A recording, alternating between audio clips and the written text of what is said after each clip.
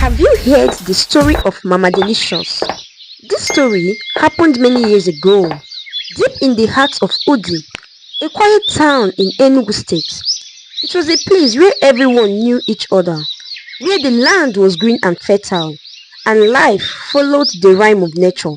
But one day, something, or rather, someone arrived, and Udi was never the same again.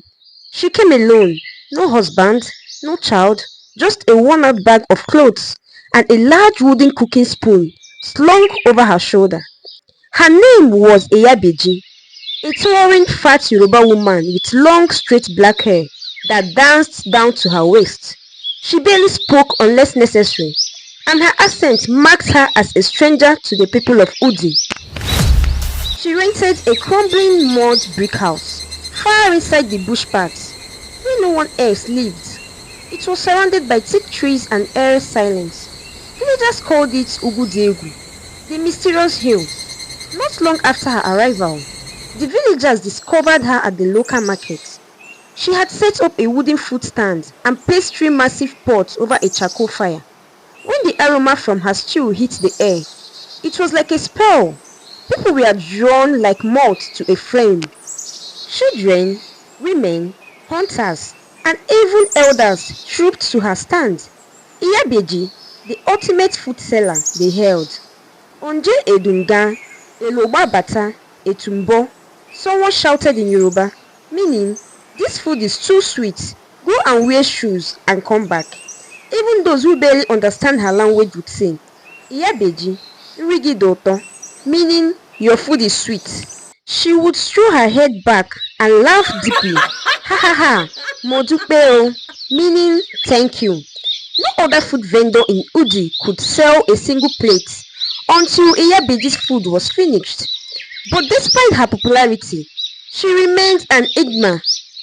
Two young girls, Aku and Chebe, helped her serve food. They cleaned, fetched water, served customers, but never, not once, did Iyabeji allow them to cook with her. Every morning by 5 a.m., when they arrived, the food was already cooked, hot and bubbling, ready to be served. One day, Chebe, out of curiosity, arrived by 4 a.m. To her shock, the food was already done. Her eyes widened. Iyabeji, when did you even wake up? Talk more of cooking all this food. Iyabeji smiled without warmth and simply said, I am a strong woman, Chebe. Now, go and prepare the serving dishes. Chebe whispered to herself, this is unbelievable. Later that day, she told Ako what she saw. Ako waved her off. You talk too much and like to poke your nose into people's business. Focus on your work. The villagers loved her, but they also wondered, where is this woman's husband? Does she have no children? Why does she live alone in that cursed bush? Some men would joke, if Iyabeji is single, then we are all missing something sweet though. But anytime anyone dared ask her about her family, her mood would shift violently. Don't you ever ask me that ugly question again. She would bark, eyes blazing like fire. Even elders feared her out. Chebe, watching from the back, often muttered, Iediche adege mao. When something is too different, it's very good. Every day, from as early as 6:30 a.m., a line would begin forming in front of Iyabeji's food stand.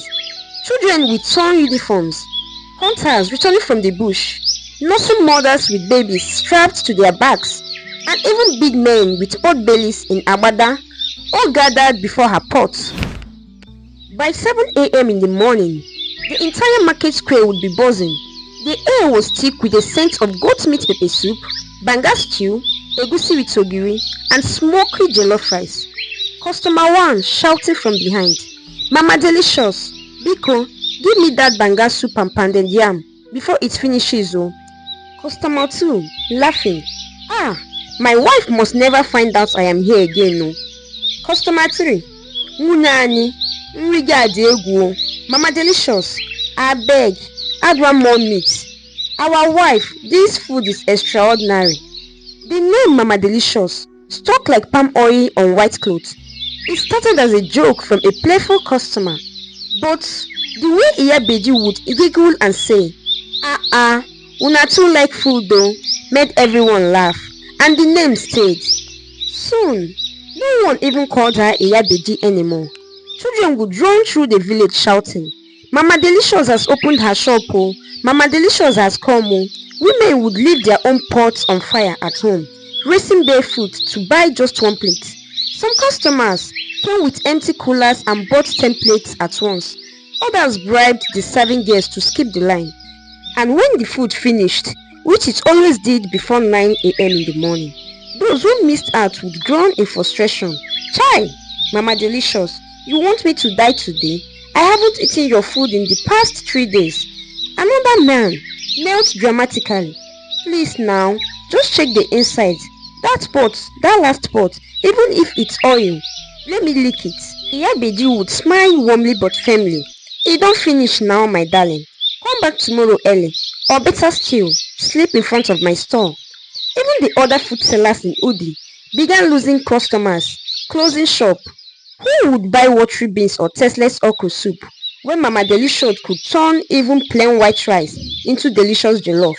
But in the midst of all the joy and laughter, a quiet suspicion was growing. No one ever saw her buy ingredients. No one saw her fetch water or visit the market. No one ever saw her cooking.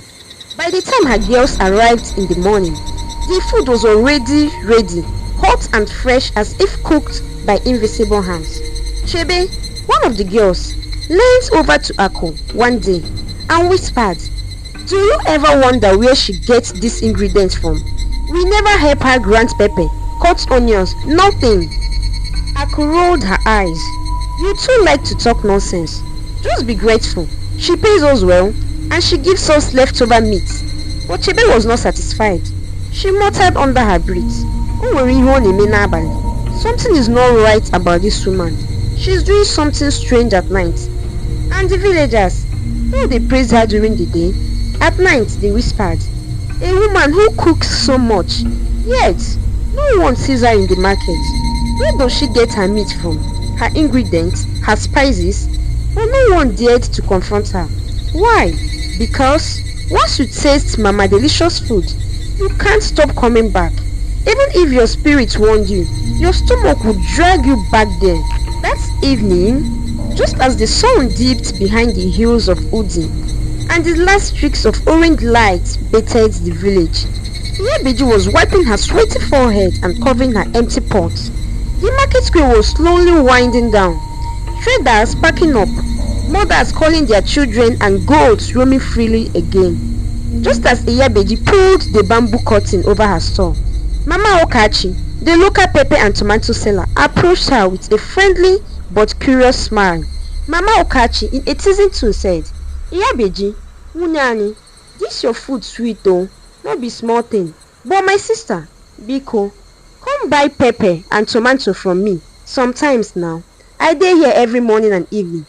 You know they ever buy anything from me. She chuckled nervously, expecting Iyabeji to laugh it off. But instead, Iyabeji's face tightened. Her eyes, usually warm and playful, became sharp and cold. Iyabeji snapped immediately. Mama Okachi, I say this one time only. Leave my shop. I don't like this kind talk. Mama Okachi, take a step backward. Why are you angry now? I only said you should support my small business. Iyabeji's voice rising. Did I tell you I need tomatoes? Did I ask for pepper? I said leave. A strange silence fell over the evening market. The few remaining traders stared in shock as Mama Delicious, who was always smiling and playing, now flared up like a wounded lioness. Mama Okachi, visibly shaking, stepped back and muttered, Sorry no vex o, na small talk I talk. She picked up her tray and slowly walked away, casting a backward glance filled with suspicion. From behind the store curtain, Chebe peeped, her eyes narrowing. She whispered to herself, This woman no dey buy tomatoes, yet her stew dey red pass red oil o. Odiegu. So many questions. She doesn't buy tomatoes, yet her stew is the reddest of them all. Something is not right. That night, stories began to fly again. Was it really tomatoes and pepper she used? Or something else? The name Mama Delicious still echoed in the market, but now some people whispered it with fear. One day, a new teacher was transferred to Udi Central High School. Her name was Uju, a soft-spoken young woman that was based in Osun but now relocated to Udi in Enugu State. She loved children, mathematics, and the quiet evening breeze. One afternoon, tired and too weak to cook, she asked a pepper seller by the market, "Please, ma, where can I buy cooked food around here?" The woman burst out laughing. "Ah, you haven't heard of Iya Beji? Mama Delicious herself. Once you taste her food, you will abandon your gas cooker." Curious, Uju followed the directions. When she arrived, a long line of customers snacked around the stand. When Iyabeji spotted her, she called out, "Are you new here? Come, you shouldn't be waiting like others. Let me serve you quickly." That evening, Uju took one bite and moaned in delight. "My God, this food," she cried. From that day, Uju became a regular. Mama Delicious, she would call her with a smile. Weeks passed. Life in Udi returned to its usual rhyme. Or so it seemed. The food store of Mama Delicious, Iyabeji, still reigned supreme. People trooped in and out like clockwork, some even abandoning their pots at home just to line up early. But something was about to shift. One hot Tuesday afternoon, a lady with bags stepped down from the village bus. She is a new teacher who was posted to Udi Community Secondary School. Her name was Osai, a brilliant young woman who had spent the last 5 years teaching in Osun State, Lagos. The very next day, as Osai walked into the dusty school compound, a familiar voice called out from across the staff room, "Uju!" Uju spun around. "Osai!" They both screamed and hugged each other tightly, laughing like they are old school girls again. "You didn't tell me you were posted here," Osai said. "I wanted to surprise you," Uju laughed. Come, let me show you around. You will love this village. It's peaceful and full of kind people." They sat under the mango tree beside the school and chatted for hours, catching up on life, teaching, and the funny quirks of the village. Then Uju leaned in, lowering her voice. "But let me tell you the real gem of this place." "What's that?" Osai asked curiously.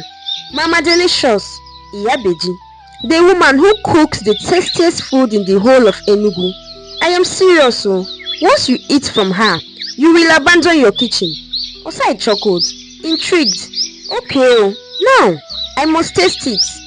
On a quiet Saturday morning, the two friends strolled to the market together. As always, a long line crawled in front of Iyabeji's store. The air was rich with the smell of jollof rice, egusi soup, and grilled fish. Uju greeted her playfully. "Mama Delicious, see who I brought for you today." But as Osai stepped into the store and saw Iyabeji's face, she froze. Her eyes widened. Her hands trembled. Then she screamed out loud, piercing, terrified. "Jesus!